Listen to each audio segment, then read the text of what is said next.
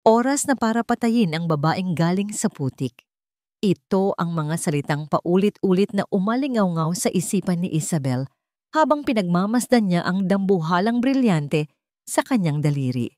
Malamig ang haplos nito sa kanyang balat, isang matigas at maningning na paalala ng tagumpay na abot kamay na niya. Ang singsing na ito, ang kanyang sandata. Ang pangalang Montenegro, ang kanyang magiging baluti. Isabel Montenegro. Kay sarap pakinggan. Sapat na yon para burahin ang bawat bakas ng maputik na daan na minsan niyang tinahak. "We're here," anunsyo ni Miguel, ang kanyang mapapangasawa, na may ngiti sa mga labi. Ang boses nito'y musika sa kanyang pandinig. Ang tunog ng seguridad, ng karangyaan, ng isang buhay na dati sa mga magasin lang niya nakikita. Dahan-dahang bumagal ang sinasakyang luxury car at bumungad sa kanila ang isang malawak na hasyenda. Isang arko na gawa sa lumang bato at napapalibutan ng mga bulaklak na bougainvillea ang sumalubong sa kanila na may nakaukit na pangalan, Montenegro. Hindi ito basta isang bahay, isa itong kaharian. Habang naglalakad sila sa mahabang daanan patungo sa entrada ng mansyon, hindi napigilan ni Isabel ang mamangha. Ang mga puno ng akasya ay may edad na siguro 100 taon at ang mansyon mismo ay tila kinuha mula sa isang lumang pelikula. Malalaking bintana, malawak na beranda, at isang arkitektura na sumisigaw ng ilang henerasyon ng yaman. "My great-grandfather built this house," sabi ni Miguel. Puno ng pagmamalaki ang boses. "Every corner has a story." Tumango si Isabel at ngumiti. Isang nga nangiting matagal na niyang pinraktis. "It's beautiful, mahal. Truly beautiful." Ngunit sa kanyang isipan, kinukwenta na niya ang halaga ng bawat antigong gamit na kanyang nakikita. Ang mga kwento ay walang halaga sa kanya. Ang presyo, iyon ang mahalaga. Pagpasok nila sa malaking pinto na gawa sa nara, isang babae ang sumalubong sa kanila. Hindi ito katulong. Nakasuot ito ng simpleng puting bestida, pero ang tela ay mamahalin. Ang kanyang buhok ay may mga putina, ngunit maayos itong nakapusod. Mayroon siyang tindig na puno ng awtoridad, isang katahimikan na mas malakas pa sa anumang sigaw. "Ma," bati ni Miguel at hinalikan ito sa pisngi. "This is Isabel." Ito na pala ang reyna. Si Doña Elvira Montenegro. Inilahad ni Isabel ang kanyang kamay. Tinitiyak na ang kanyang mga kuko ay perpekto at ang kanyang ngiti ay kaakit-akit. "It's an honor to finally meet you, ma'am." Tinanggap ni Doña Elvira ang kanyang kamay. Mainit ito, ngunit may bigat. At ang mga mata nito, Diyos ko, ang mga mata. Tila sinisilip nito ang kanyang kaluluwa. Hinuhubaran siya ng kanyang mamahaling damit, ng kanyang pinag-aralang asal, hanggang sa makita nito ang batang si Isabel na nakayapak sa putikan. "Welcome to our home, Isabel," sabi ng matanda. Simple ang mga salita, ngunit para kay Isabel, isa itong pagsubok, isang hamon. Pinakawalan nito ang kanyang kamay, ngunit nanatili ang pakiramdam ng pagsusuri sa buong katawan ni Isabel. "Magpahinga ka muna sa iyong silid, iha. I'm sure Miguel wants to show you around later," sabi pa nito bago magalang na tumalikod. Nakahinga ng maluwag si Isabel nang mawala ito sa kanyang paningin. Ang unang pagsubok ay tapos na. Ngayon, kailangan niyang mahanap si Miguel, ang kanyang kakampi sa lugar na ito. Inilibot niya ang kanyang paningin sa malawak na sala. Hinahanap ang lalaking nagmamay-ari ng kanyang puso at ng kanyang kinabukasan. At doon, sa may hardin, sa likod ng isang malaking bintanang salamin, nakita niya ito. Nakatawa si Miguel. Isang tawa na malakas at walang palamuti. Isang tawa na hindi pa niya kailanman narinig mula rito. At hindi ito nag-iisa. May kausap itong isang babae. Isang babaeng balingkinita ng katawan, nakasuot ng simpleng bestidang bulaklakin na humahampas sa hangin.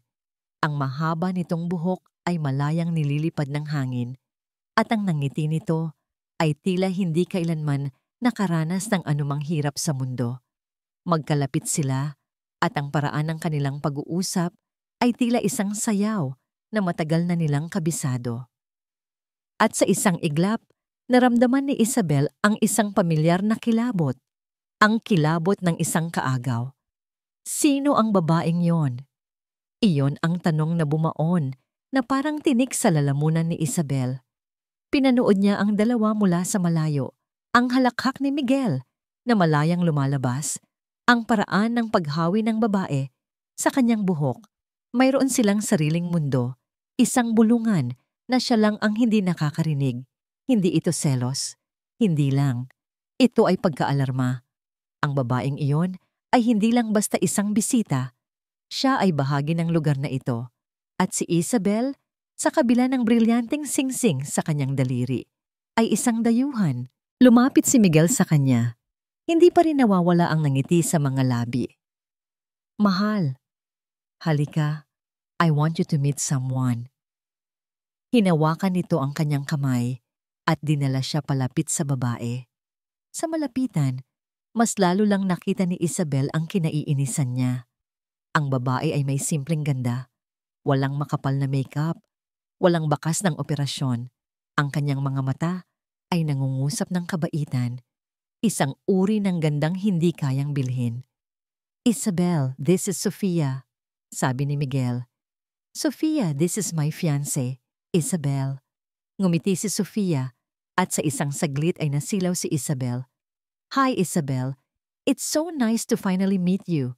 Miguel has told me so much about you. Ang boses nito ay malambing at sinsero. Lalo lang itong kinainisan ni Isabel. Likewise, tipid niyang sagot. Pinipilit ang isang nangiti na hindi umabot sa kanyang mga mata. Inilahad niya ang kanyang kamay at nang tanggapin ito ni Sofia, naramdaman niya ang lambot ng palad nito. Walang kalyo. Isa ring prinsesa. I love the garden, Sofia. Sabi ni Miguel, it looks even more beautiful than the last time I was here. Siyempre, sagot ni Sofia tumatawa. Tita Elvira and I made sure na alaga ang mga paborito mong bulaklak. Tita Elvira. Ang salitang yon ay tumama kay Isabel na parang sampal, ang lapit, ang pagiging pamilyar. Tinawag niya ang reyna na tita. Samantalang siya, kailangan pang mag-isip kung maam o donya ang itatawag dito. Naalala mo ba nung bata tayo, Miguel?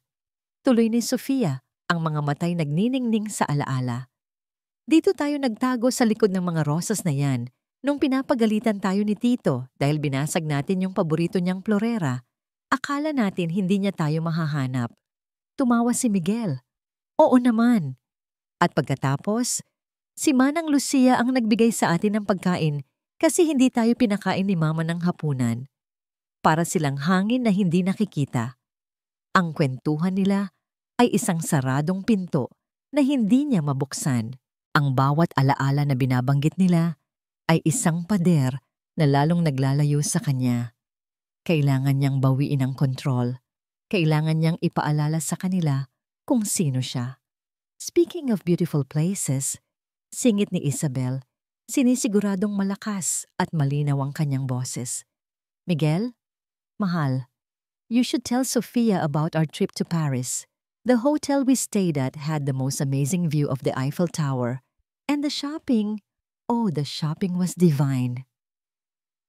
Tumingin sa kanya sina Miguel at Sofia. Walang kumagat. Ngumiti lang sila ng pilit. That sounds wonderful, Isabel, sabi ni Sofia sa wakas, pero walang interes sa boses nito. At doon, naramdaman niya ang pagkatalo. Ang kanyang mga kwento tungkol sa Europe, sa mga designer bag, sa mga 5-star hotel. Lahat ng yun ay walang kwenta dito. Lahat ng sandata niya ay naging mapurol. Biglang tumunog ang cellphone ni Miguel. Tiningnan niya ito. Oh, sorry, it's a call from the office. Excuse me for a bit. Ihinalikan niya si Isabel sa pisngi at naglakad palayo. Iniiwan siyang nakatayo doon kasama ni Sofia. Naiwan silang dalawa sa isang nakakabitinging katahimikan. Ngumiti lang si Sofia sa kanya bago ito magpaalam. "Excuse me, Isabel. I think Tita Elvira needs my help inside." Tumango lang si Isabel, hindi na nag-abalang magsalita. Pinanood niya itong maglakad palayo. Papasok sa mansyon na tila pag-aari nito ang lugar. Naiwan siyang mag-isa sa hardin. Ang magandang hardin na dati hinangaan niya ay tila nangungutya na ngayon sa kanya. Isang matinding inis at galit ang kumulo sa kanyang dibdib. Galit kay Sofia. Galit kay Miguel. Galit sa pamilyang ito na may sariling mundo. At higit sa lahat, galit sa sarili niya dahil sa pakiramdam na hindi siya karapat-dapat. Isang kaluskos mula sa di kalayuan ang pumukaw sa kanyang atensyon. Nanggagaling ito sa isang maliit na gusali na nakakabit sa likod ng mansyon, ang lumang kusina. May kung anong nag-udyok sa kanya na maglakad patungo roon, dahan-dahan. Bawat hakbang ay may bigat ng galit na hindi niya mailabas. Kung hindi niya kayang talunin ang mga amo, marahil ay kaya niyang pagdiskitahan ang mga utusan. Amoy probinsya. Iyon ang unang pumasok sa isip ni Isabel nang itulak niya ang pinto ng lumang kusina. Ang hangin ay mabigat sa amoy ng bawang, suka, at kung ano-anong pampalasa na hindi niya nakilala. Malayo sa malinis at minimalistang kusina ng kanyang kondo sa syudad. Dito, ang mga kaldero ay maitim sa pagkakagamit at ang mga pader na bato ay tila may sariling mga kwentong ibinubulong. Sa gitna ng kusina, nakatayo ang isang babaeng matanda na, nakatalikod sa kanya. Simple lang ang suot nitong duster at nakatali ang manipis at puti ng buhok. Nakayuko ito sa isang mesang kahoy, abala sa isang gawain.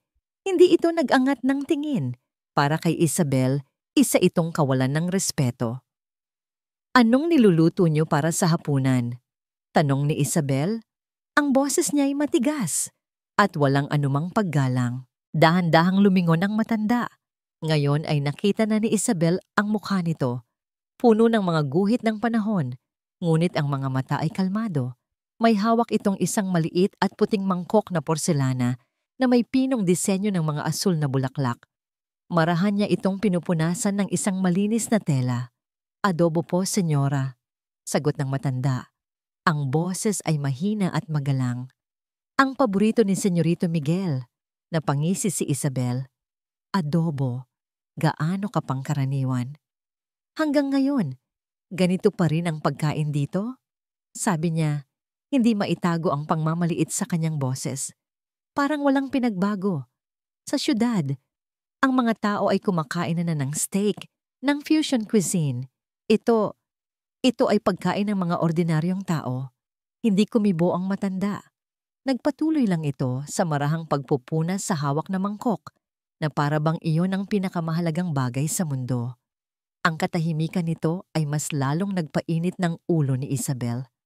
Ang pagwawalang bahala nito ay isang insulto. Sino ba ang matandang ito para baliwalain ang isang Isabel na malapit ng maging Montenegro? "Hindi mo ba ako narinig?" giit ni Isabel. Lumapit siya ng isang hakbang. "Sinasabi ko na ang luma at makalumang paraan ng pagluluto ninyo ay hindi na nababagay sa pamilyang ito. Panahon na para magbago." Doon lang nag-angat ng tingin ang matanda. May bahid ng lungkot sa mga mata nito. "May mga bagay po, senyora, na habang tumatagal ay lalong nagiging mahalaga." Ang sagot na yon ang nagtulak kay Isabel sa bingit. Ang simpleng karunungan sa boses ng matanda ay tila isang pangungutya sa lahat ng pinaniniwalaan niya. Mga walang kwentang bagay. Bulalas niya. Habang nagsasalita, ikinumpas niya ang kamay sa hangin na para bang iwinawaksi ang lahat ng luma at makaluma sa lugar na yon. At sa isang di sinasadyang galaw, tinabig ng kanyang kamay ang braso ng matanda. Nabitawan nito ang mangkok.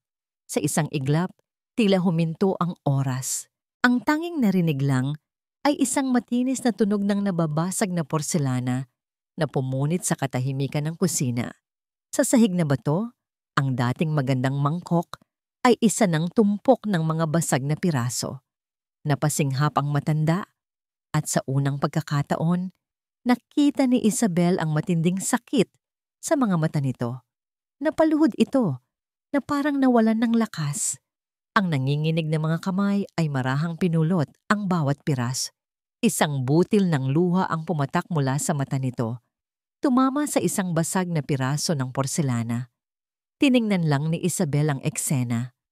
Walang awa. Walang pagsisisi. Tanging ang malamig na pakiramdam ng tagumpay. Tumalikod siya. Mag-ingat ka kasi sa susunod, sabi niya nang hindi lumilingon at naglakad palabas. Ang tunog ng kanyang mamahaling takong sa sahig na bato ang tanging pumalit sa katahimikan. Iniwan niyang mag-isa ang matandang umiiyak sa sahig. Ngunit hindi siya nag-iisa. Mula sa isang maliit na pinto sa kabilang dulo ng kusina, isang pinto na halos natatakpan ng isang estante ng mga delata. Marahang isinara ito, walang ingay, walang nakapansin. Sa likod ng pintong iyon, nasaksihan ni Doña Elvira ang lahat. Ang hapagkainan ng mga Montenegro ay parang isang eksena mula sa isang pelikulang pangkasaysayan. Ang mesa ay mahaba at gawa sa solidong kamagong, makintab sa halos 100 taon ng pag-aalaga. Ang mga kubyertos ay pilak at ang mga plato ay may gintong selyo ng pamilya. Ang lahat ay perpekto. Para kay Miguel, ang lahat ay perpekto. Sa kanyang tabi, si Isabel ay isang diyosa. Nakasuot ito ng isang simpleng itim na bestida na nagpapatingkad sa alindog ng kanyang katawan. Ang buhok nito ay maayos na nakapusod at ang mga alahas na suot ay sapat lang para magbigay kislap. Ang tawa nito ay malambing habang nakikipagkwentuhan sa ama ni Miguel. Siya na talaga ang babaeng para sa kanya.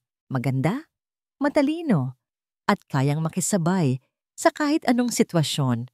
Ang perpektong reyna para sa kanyang kaharian. I must say, Isabel, your insights on the international market are quite impressive. Sabi ng kanyang ama, si Don Alberto, na bihirang-bihirang magbigay ng papuri.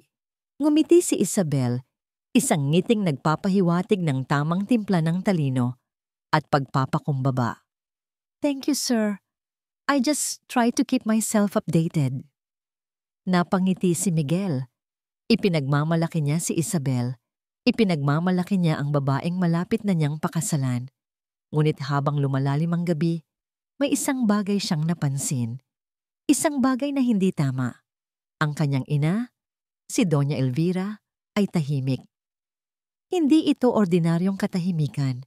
Ang kanyang ina ay hindi pala salita. Ngunit ang katahimikan nito ngayon ay may bigat. Nakaupo ito sa dulo ng mesa. Maran na kumakain. Ngunit ang kanyang mga mata ay tila nasa malayo. Hindi ito ngumingiti sa mga biro ni Isabel. Hindi ito nagtatanong.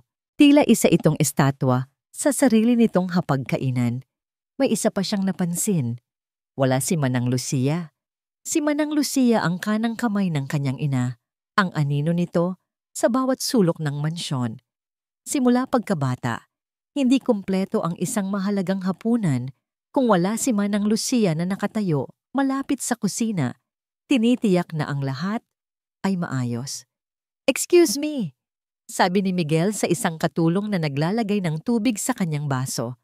Nasaan po si Manang Lucia?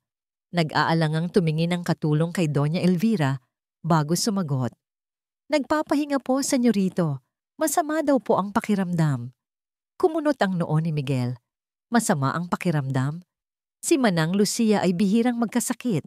Mayroon siyang lakas na mas matibay pa sa mga puno ng akasya sa labas. Tiningnan niya muli ang kanyang ina at sa pagkakataong ito, nagtama ang kanilang mga mata. Mayroong kakaibang mensahe sa tingin ni Doña Elvira, isang mensahe na hindi niya mabasa, ngunit nakaramdam siya ng kaba. Inilagay ni Isabel ang kamay nito sa ibabaw ng kanyang kamay sa ilalim ng mesa. Is everything okay, mahal? Bulong nito Ang boses ay puno ng pag-aalala. Ngumiti si Miguel para pakalmahin ito. Yes, of course. Medyo napagod lang siguro sa biyahe. Pero ang pakiramdam ng kaba ay hindi nawala. Patuloy itong kumakalat sa kanyang dibdib, isang malamig na agos sa gitna ng mainit at masayang hapunan. May mali. May isang notang wala sa tono sa perpektong kantang ito. Nang matapos ang pangunahing putahe at bago ilabas ang panghimagas, biglang tumayo si Doña Elvira. Ang lahat ay napatingin sa kanya. Miguel, anak, sabi nito. Ang boses ay kalmado, ngunit may diin. I need to speak with you privately. Natigilan ng lahat, maging si Don Alberto ay nagulat. Ang kanyang ina ay hindi kailanman gumagawa ng eksena.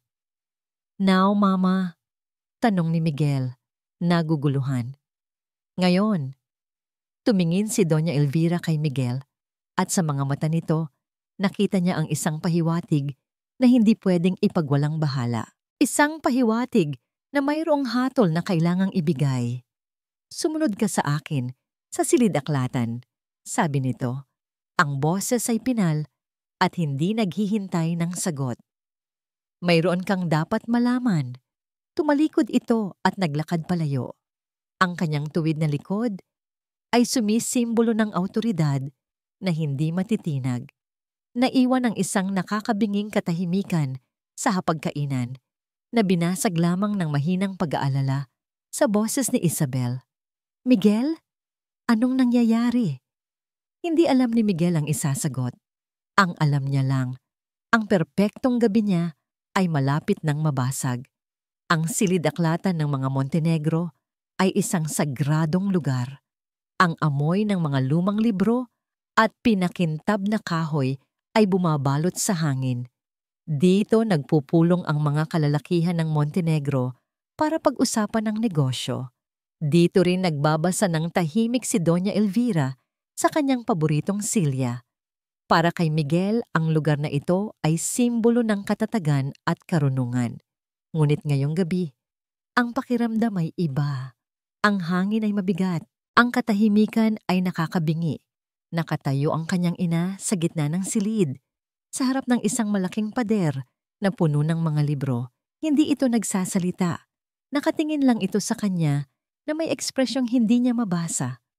Ma, ano po ba ito? Tanong ni Miguel, hindi na mapigilan ang pag-aalala. Pinag-aalala niyo po ako. May problema po ba? Hindi sumagot si Doña Elvira. Sa halip, may kinuha itong isang maliit na remote control mula sa isang nakatagong lalagyan. Isang pindot lang, at ang isang bahagi ng estante ng mga libro ay marahang gumalaw, umuurong papasok sa pader.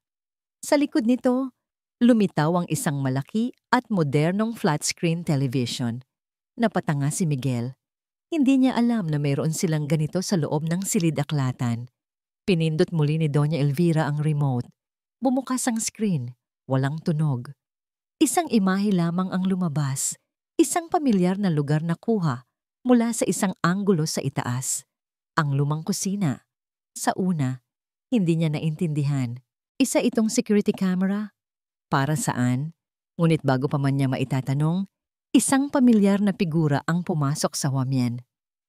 Si Isabel.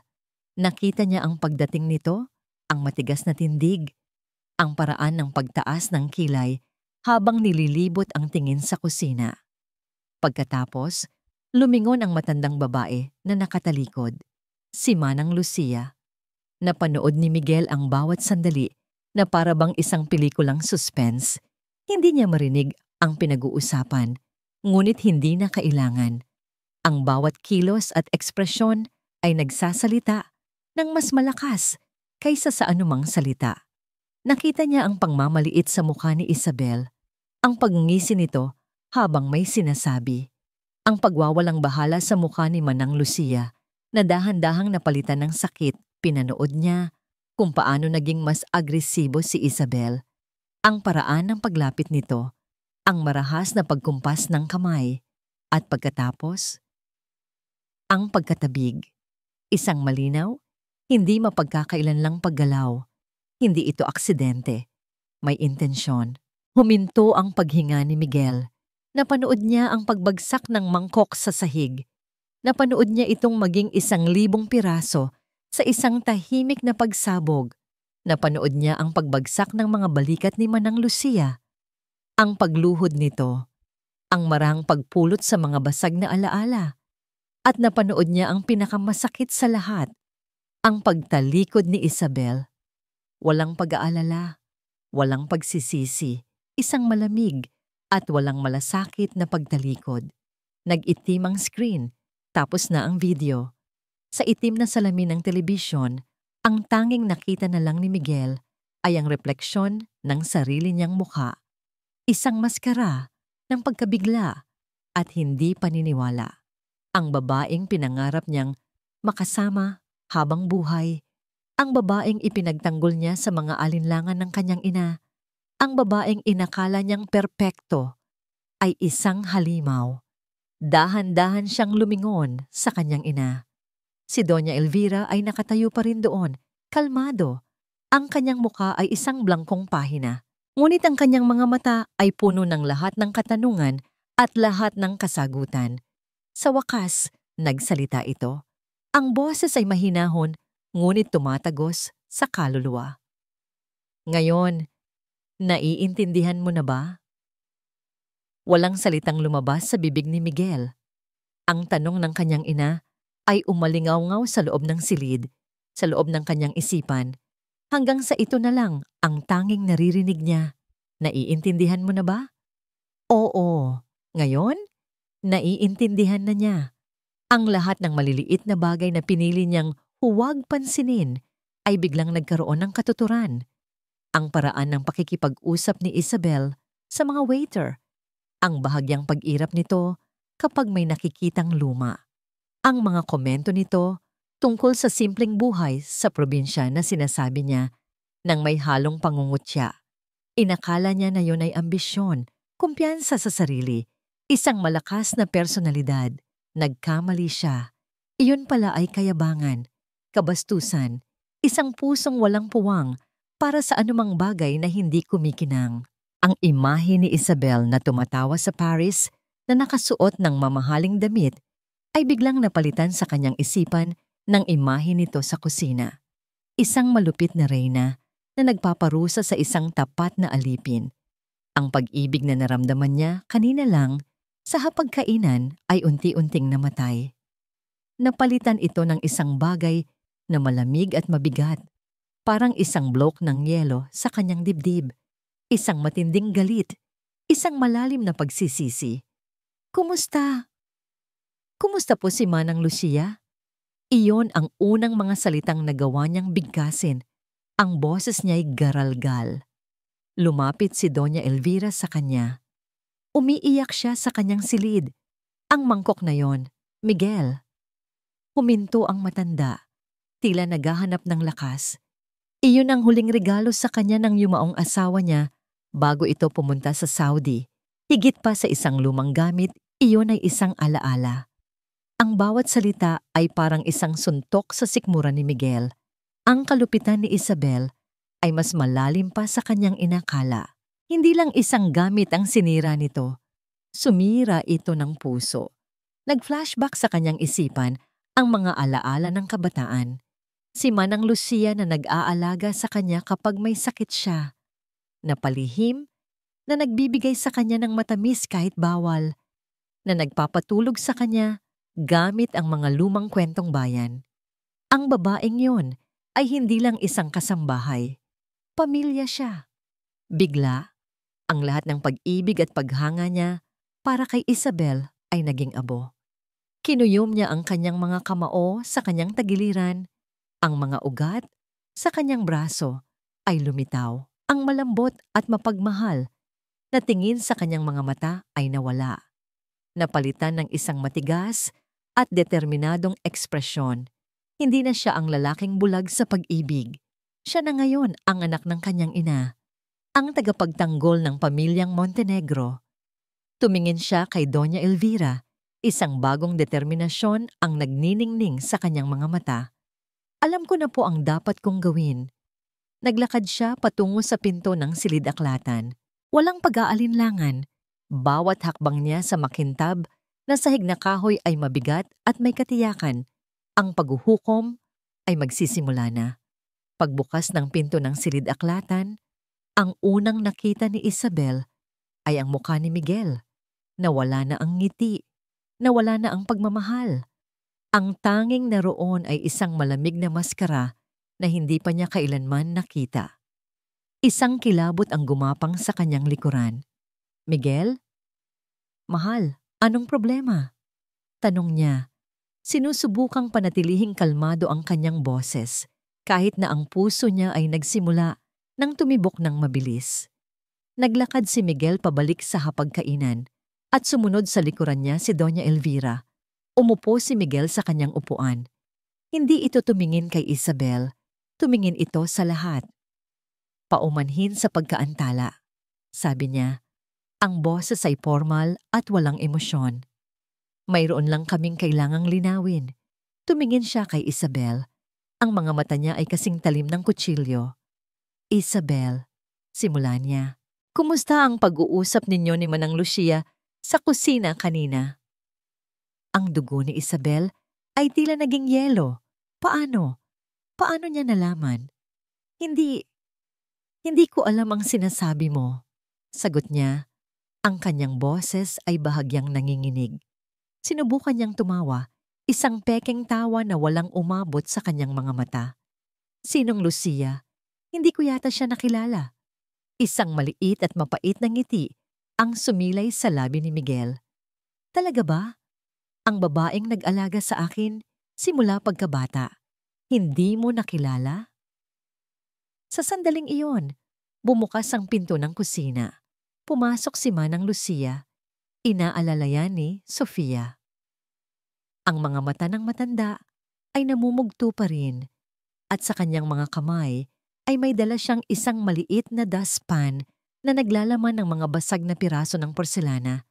Bawat piraso ay tila isang akusasyon na pasinghap si Isabel. Ito ay isang patibong. Ano? Ano ang ibig sabihin nito?" Sabi niya. Ang kanyang boses ay nagiging desperado. Tumingin siya kay Miguel, umaasa sa anumang awa. "Miguel, hindi totoo yan. Naninira lang sila." "Hindi nagsisinungaling ang mga mata ko, Isabel." Malamig na sagot ni Miguel. "At hindi rin nagsisinungaling ang video." Video. Ang salitang yon ang pumatay sa lahat ng natitirang pag-asa ni Isabel. Wala na siyang lusot. "Ang babaeng ito," sabi ni Miguel. Ang kanyang boses ay tumataas na ngayon sa galit. "Ay mas naging ina pa sa akin kaysa sa sino mang iba maliban sa sarili kong ina. Ang mangkok na yan, ang mangkok na winasak mo na parang basura, ay mas may halaga pa kaysa sa lahat ng mamahaling bato na isinusuot mo sa iyong katawan." Ang bawat salita ay isang latigo na humahagupit sa kanya. Ang mga mukha sa paligid ng mesa, ang gulat sa mukha ni Don Alberto, ang awa sa mukha ni Sofia, ang tahimik na paghatol sa mukha ni Doña Elvira ay unti-unting sumisira sa kanya. Wala nang natira sa kanyang pinaghirapang pagpapanggap. Siya ay hubad sa harap nilang lahat. Dahan-dahang inilahad ni Miguel ang kanyang kamay. Ang singsing, umiling si Isabel. Ang mga luha ay nagsisimula nang mamuo sa kanyang mga mata. "Miguel, please, patawarin mo ako. Hindi ko sinasadya." Ang sing-sing, ulit ni Miguel. Ang boses niya ay walang puwang para sa anumang negosasyon. Nanginginig ang mga kamay ni Isabel habang dahan-dahan niyang hinuhubad ang brilyanteng sing-sing mula sa kanyang daliri. Ang sing-sing na simbolo ng kanyang tagumpay. Ang sing-sing na kanyang kaligtasan. Malamig na ang pakiramdam nito ngayon. Inilagay niya ito sa nakalahad na palad ni Miguel. Kinuha ito ni Miguel at marahang inilapag sa ibabaw ng mesa. Ang tunog ng pagtama ng metal sa kahoy ay tila isang malakas na putok ng baril sa katahimikan. Tumingin siya sa mga mata ni Isabel at sa huling pagkakataon, nakita niya ang lalaking minsan niyang minahal at sinira. "Tapos na tayo, Isabel," sabi niya. Ang bawat salita ay pinal at mabigat na parang bato. Umalis ka na sa pamamahay ko. Walang nagsalita habang inaayos ni Isabel ang kanyang mga gamit. Ang katahimikan sa loob ng marangyang silid panauhin ay mas masakit kaysa sa anumang sigaw o insulto. Ang mga katulong na kanina lang ay magalang na bumabati sa kanya ay umiiwas ngayon ng tingin. Ang kanilang mga mukha ay walang ekspresyon. Hindi na siya ang magiging senyora. Isa na lang siyang kahihiyan. Bawat damit na tinitiklop niya, bawat bote ng pabango na inilalagay niya sa kanyang maleta ay parang isang piraso ng pangarap na kanyang ibinabalik sa kahon. Ang pulang bestida na plano niyang isuot bukas, ang sapatos na ipinagmalaki niya kay Miguel. Lahat ng ito ngayon ay mga simbolo ng kanyang kabiguan. Nang matapos siya, walang tumulong sa kanya na buhatin ang kanyang mga gamit. Siya lang mag-isa ang humila ng kanyang mabigat na maleta palabas ng silid, pababa sa enggrandeng hagdanan, kung saan, ilang oras lang ang nakalipas, ay naglakad siya na parang isang reyna. Walang naghatid sa kanya sa pinto. Ang pamilyang Montenegro ay naglaho na. Iniwan siyang harapin ang kanyang pag-alis ng mag-isa. Paglabas niya ng mansyon, ang malamig na hangin ng gabi ang sumalubong sa kanya. Ibang-iba sa init ng pagtanggap kaninang umaga. Ang buwan ay nakatago sa likod ng makakapal na ulap na tila ayaw din siyang makita. Sumakay siya sa kanyang sasakyan at pinaandar ito. Habang papalayo siya sa mansyon, tiningnan niya ito sa kanyang rearview mirror. Ang mga ilaw nito ay maningning at mainit. Isang paraisong hindi na para sa kanya. Habang lumiliit ito sa kanyang paningin, ganoon din lumiliit ang kanyang pagkatao hanggang sa wala nang natira, kundi isang malaking kabiguan. Ang biyahe pabalik sa Maynila ay isang mahabang paglalakbay sa kadiliman, sa loob at labas ng sasakyan. Ang mga ilaw ng kalsada ay dumadaan lang na parang mga multo. Nagsimulang bumalik ang mga alaala. Hindi ang mga alaala ng karangyaan, kasama si Miguel, kundi ang mga alaala na matagal na niyang sinubukang ibaon sa limot. Naalala niya ang kanyang sarili bilang isang maliit na batang babae na may butas na sapatos, pinagtatawanan ng kanyang mga kaklase. Ang amoy ng putik sa kanilang maliit na barong-barong tuwing umuulan. Ang mukha ng kanyang ina, pagod at laging nag-aalala, na nagbibilang ng barya para lang may makain sila. Naalala niya ang araw na isinumpa niya sa sarili. Hindi na ako magiging ganito. Bulong ng batang si Isabel sa kanyang sarili. Yayaman ako, magiging makapangyarihan ako, at sisiguraduhin kong walang sino man ang muling makakatingin sa akin ng mababa. Ang sumpang iyon ang naging gabay niya. Ginamit niya ang kanyang ganda at talino para umakyat. Nag-aral siya ng mabuti, natutong magsuot ng tama, natutong makipag-usap sa mga mayayaman. Naging isa siyang obra maestra ng pagpapanggap. At nagtagumpay siya. Ngunit ngayong gabi, habang nag-iisa siyang nagmamaneho sa madilim na highway, napagtanto niya ang katotohanan. Hindi niya kailanman tinakasan ng putik. Dinala niya ito sa loob-loob niya. Ang takot na muling maliitin ay ang mismong bagay na ginawa siyang isang taong mapangmaliit.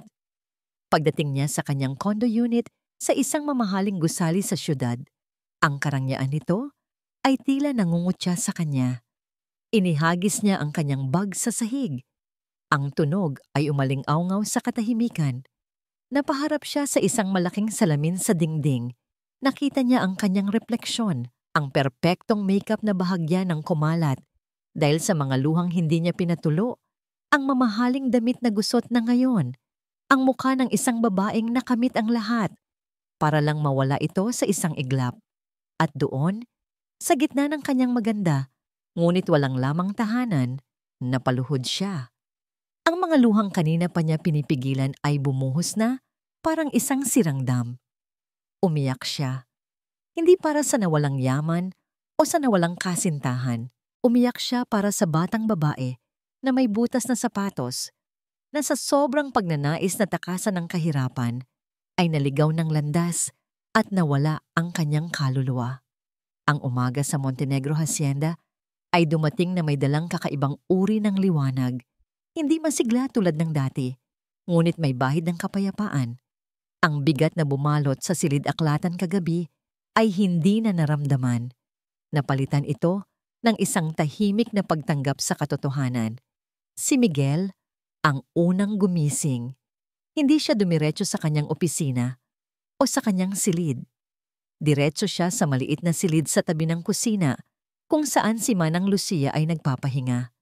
Kumatok siya ng 3 beses, ang tamang bilang na alam niyang magsasabi na siya iyon. Manang Lucia, ako po ito, si Miguel. Bumukas ang pinto. Nakita ni Miguel ang matanda, nakaupo sa kanyang kama, ang mga mata ay namumugto pa rin, ngunit wala na ang kaba. Senyorito, mahina niyang bati. Lumingon si Miguel sa kanyang ina na nakatayo sa likuran niya. Walang sinabi ang dalawa.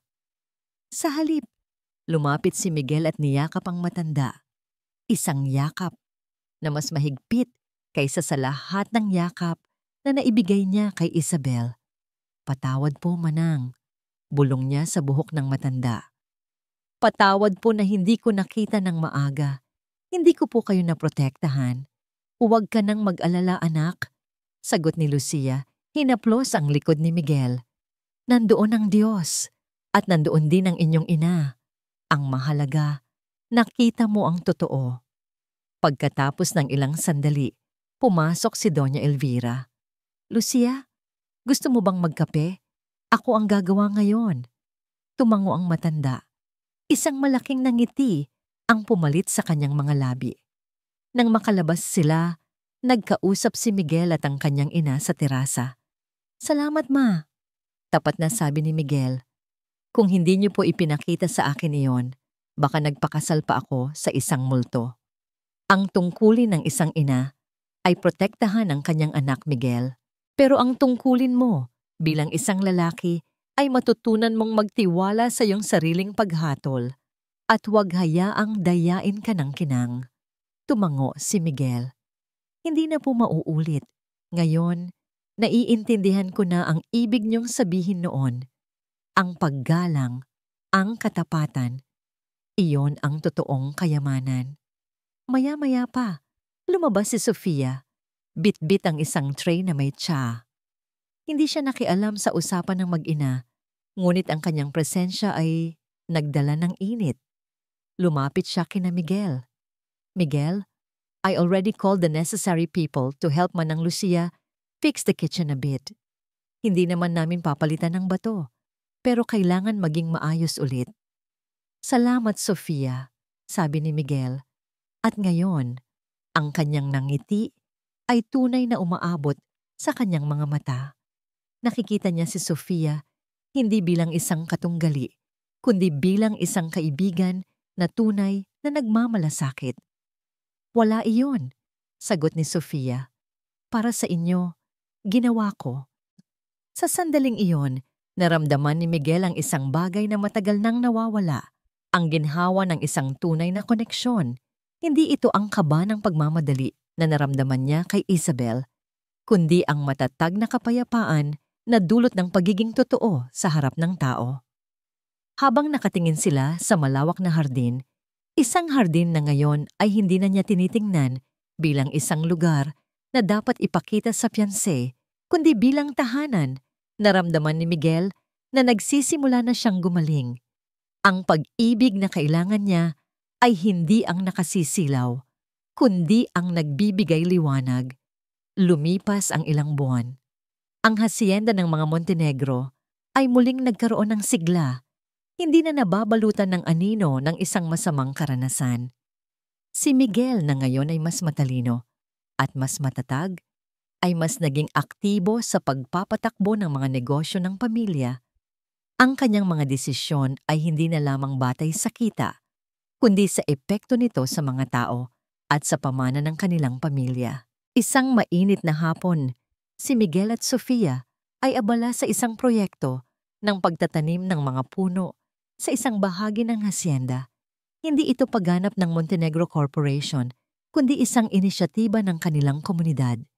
Ang mga kamay ni Miguel ay may bahid ng lupa, at ang pawis ay umaagos sa kanyang noo, ngunit ang kanyang mga mata ay nagniningning. Sa tingin mo, Miguel, tanong ni Sofia, ang kanyang mga kamay ay abala rin sa pagtanim. Tatagal kaya itong mga punong ito? Ngumiti si Miguel.